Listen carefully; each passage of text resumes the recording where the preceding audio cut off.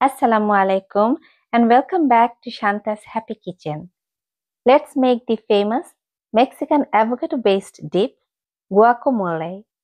অ্যাভোকাডোতে আছে প্রচুর healthy monounsaturated fats, vitamins, fibres, minerals. তাহলে দেরি না করে চলো ঝটপট বানিয়ে ফেলি এই জনপ্রিয় মেক্সিকান ডিপ। দুটো রাইপ অ্যাভোকাডো মানে একটু নরম দেখে অ্যাভোকাডো নিয়েছি। একটা রসুনের কোয়া ব্যবহার করব, অর্ধেকটা লেবুর রস, কিছু পেঁয়াজ কুচি, একটা টমেটো, ধনেপাতা এবং হালাপিনো মরিচ। যদিও এই মুহূর্তে আমার কাছে হালাপিনো মরিচ ছিল না বলে আমি সারান পেপার ব্যবহার করেছি, কিন্তু গুয়াকামোলেতে হালাপিনো মরিচ দেওয়াটাই নিয়ম। অ্যাভোকাডোগুলো ধুয়ে এর ভেতরের বীজটা ফেলে শাঁসালো অংশটা আমরা ব্যবহার করব।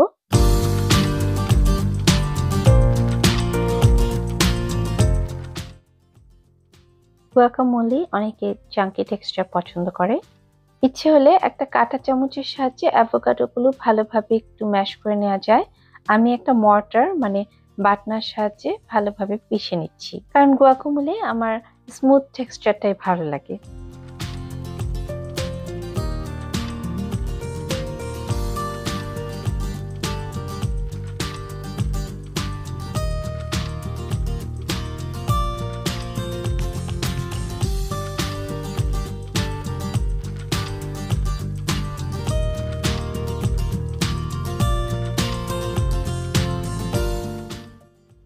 অ্যাভোকাডো বাতাসের সংস্পর্শে এলে অক্সিডাইজড হয়ে কালো হয়ে যায়।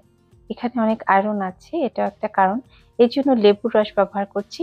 লেবুর রস ব্যবহার করলে খেতেও ভালো লাগে এবং ডিপটা কালো হয়ে যাবে না। আমি মরিচের বীজটা ফেলে দিয়ে টুকরো করে নিচ্ছি। সবকিছু একটু চৌকো টুকরো করে নেব। তোমরা ঝাল খেতে চাইলে মরিচের বীজ ফেলার প্রয়োজন নেই, এমনিতেই ব্যবহার করতে পারো। আর হালাপিনো মরিচ ব্যবহার করাটাই নিয়ম এবং সেটা বেশ ঝাল হয়। আমার বাচ্চারা তেমন ঝাল পছন্দ করে না বলে আমি আজকে ঝাল দিচ্ছি না। রসুনটা খুবই মিহি কুচি করে নিতে হবে। টমেটোর ভেতরের বিচি ফেলে টমেটোটা কুচি করে নিতে হবে। পেঁয়াজগুলো ডাইসের মতো করে কুচি করে নিচ্ছি। দুটো অ্যাভোকাডোতে আমি 2 টেবিল চামচ পেঁয়াজ কুচি এবং 3 টেবিল চামচ ধনেপাতা কুচি ব্যবহার করেছি। এবারে একটা বোলে সব উপকরণ মিশিয়ে নেওয়ার পালা।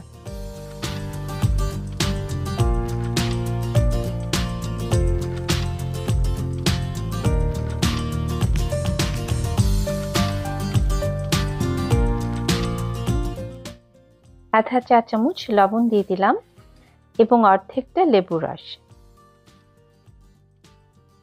সবগুলো উপকরণ খুব ভালোভাবে মিশিয়ে নিতে হবে, তাহলেই হয়ে যাবে আমাদের সেই বিখ্যাত অ্যাভোকাডো ডিপ গুয়াকামোলে। অনেকে আবার আদর করে বলে গুয়াক। এটা পরিবেশন করা হয় কর্ন চিপস বা তোতিয়া চিপস দিয়ে।